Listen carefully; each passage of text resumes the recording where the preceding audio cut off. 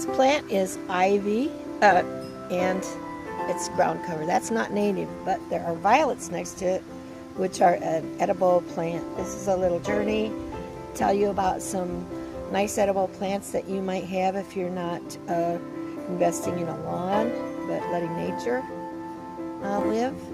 And this time of year they don't have flowers, but earlier they had purple and yellow flowers. They might come out again.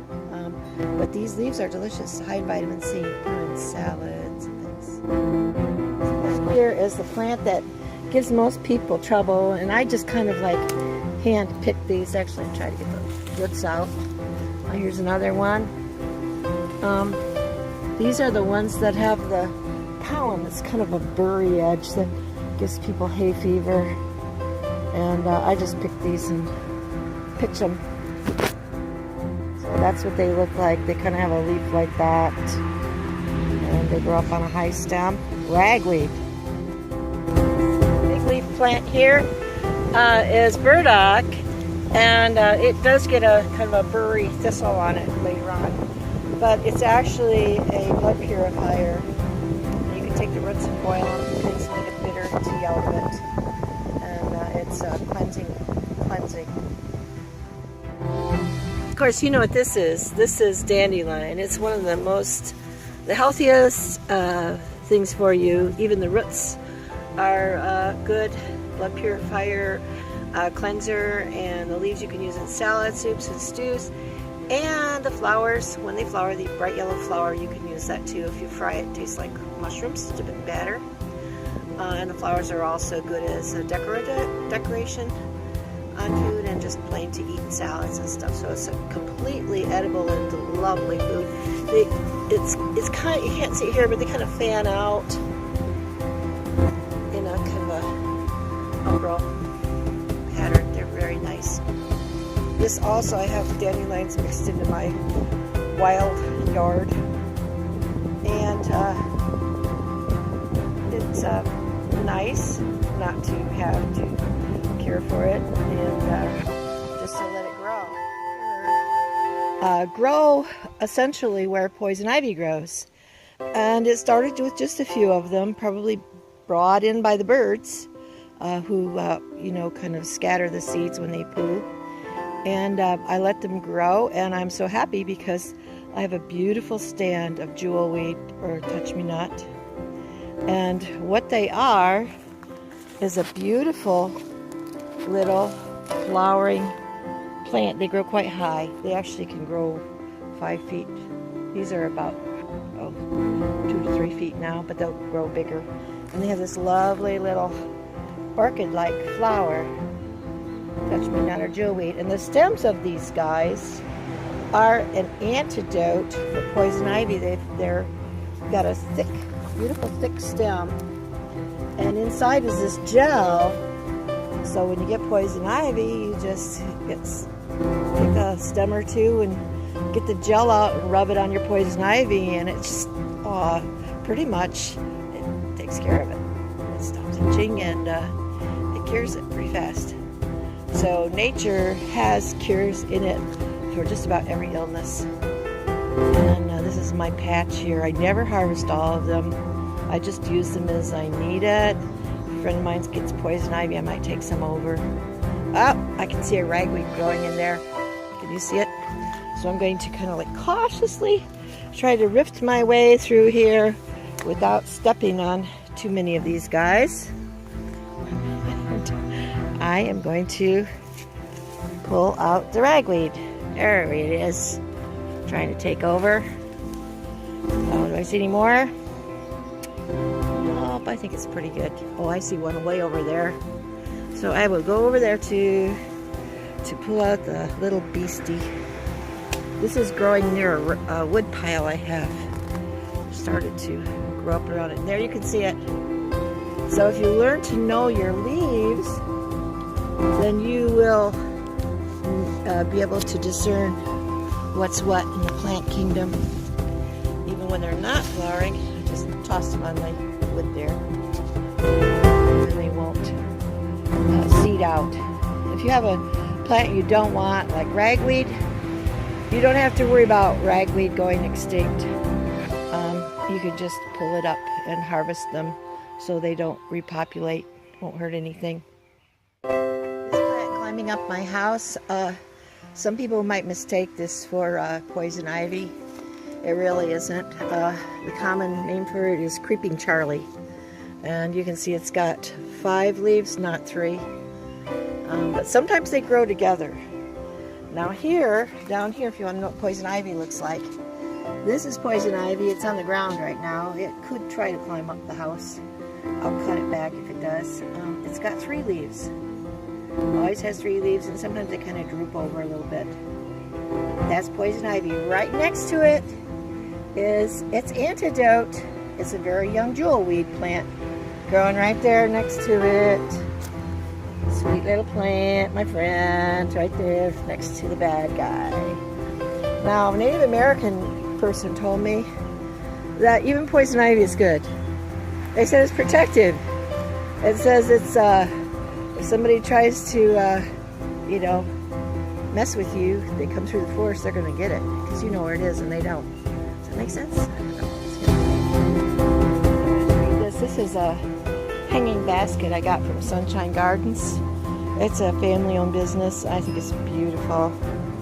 And there's a one that's kind of draped. And it's quite big. I'm using my old basketball hoop and hanging it from up there on my own little barn. And they're very inexpensive. How much would you think that costs? $30, $35?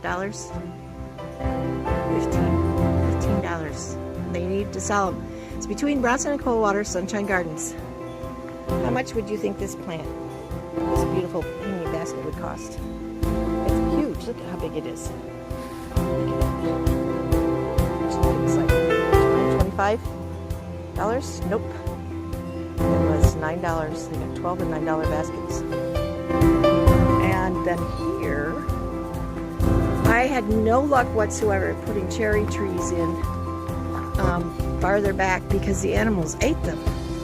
I guess little cherry trees must taste delicious because the bark got chewed on and eaten up before they could ever grow. So I put one right here next to my little barn by my driveway by the road, and it is blossoming. And luckily, I haven't put a net on it yet. But if I don't, and the birds find it, they will pick all those cherries off and eat them. So I think I'm going to have to cover it with a net pretty soon. This is actually a full-size tree, so it'll get quite big.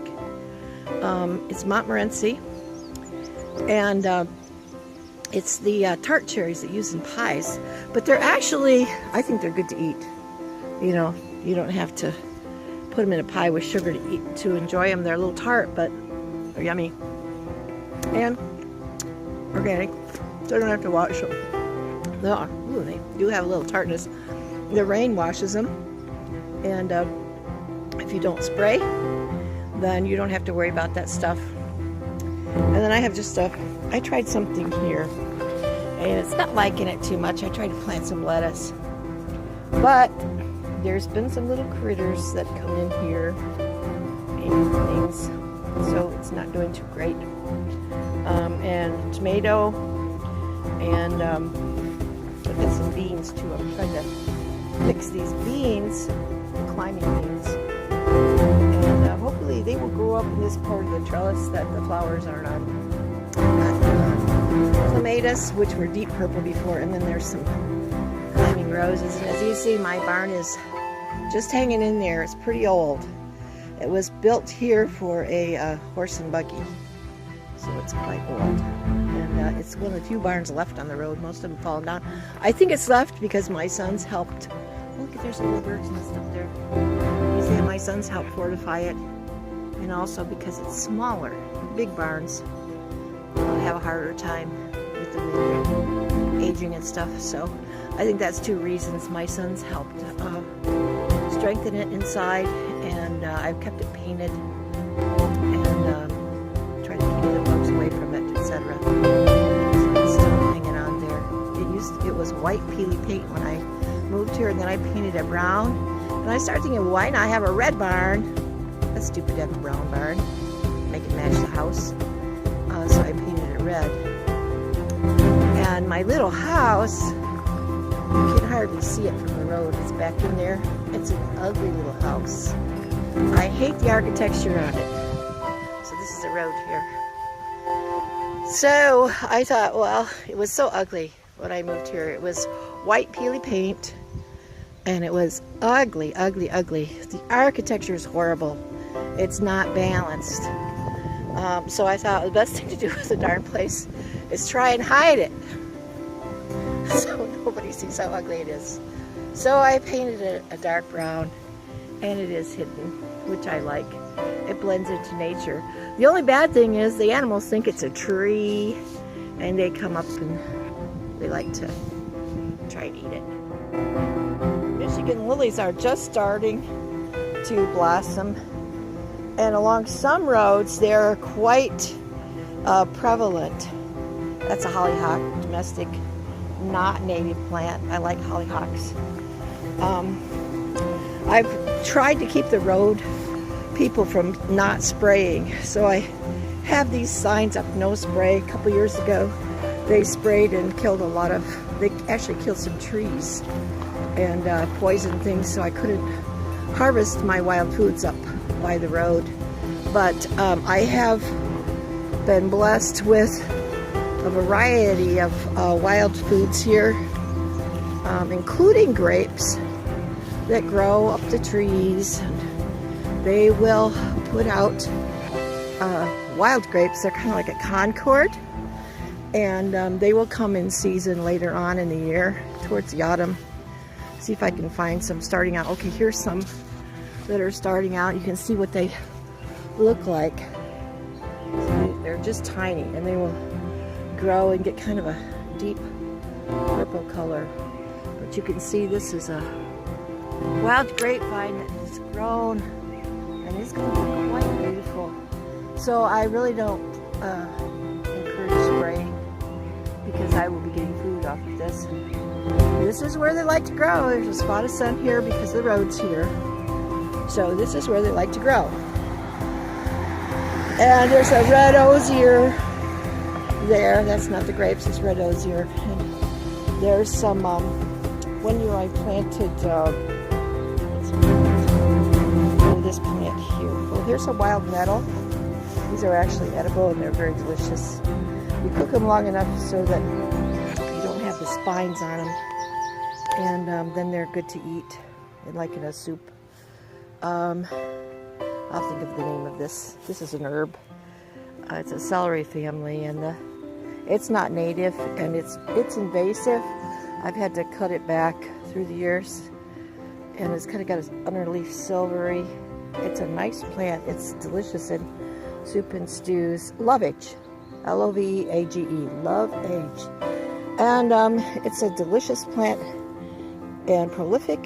It likes moisture, and I've only planted it once. I've never had to plant it again. And these beautiful Michigan lilies, daylilies, are mixing in with it and the other plants. And I actually brought them. They are native, but they weren't here, so I brought a few bulbs here and put them in, and now they're growing wild. What's nice about these is, for one thing, they're very beautiful, and you can float them on a punch bowl, or put them in a soup, or drink, use them decoratively on something. Also, at this stage, like here, right here, before they open, when they're kind of maximum size, right before they open, like this guy, you can harvest them and then slice them up in salads and things. They've got a nice little flavor, kind of almost a cucumbery flavor. And one year it was dry, and I was able to dry them. I've got a dehydrator now, so I could probably dry them. Also here, if you keep your yard wild and don't mow it, what else can you possibly have? Well, blackberries, and that person waved at me. I'm right near the road here. Blackberries, and these are delicious. When they turn black, they're the red stage now. When they turn black, they will be edible, and the leaves are a very good herb for women. Well, men too, but women especially. It's very helpful for women. Childbirth and just women, period. And these daisies are wild daisies. No need to, some years I will put zinnias here, something real showy. But this year I'm just letting it go wild. And look at what filled in.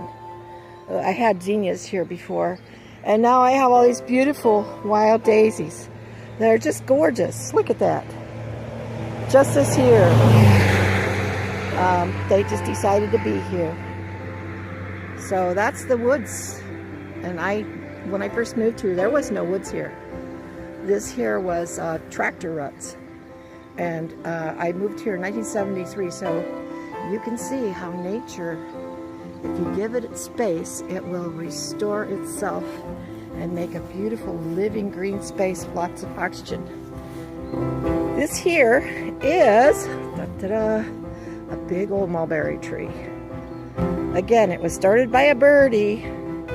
Probably dropped a little pellet here with some mulberry seeds in it.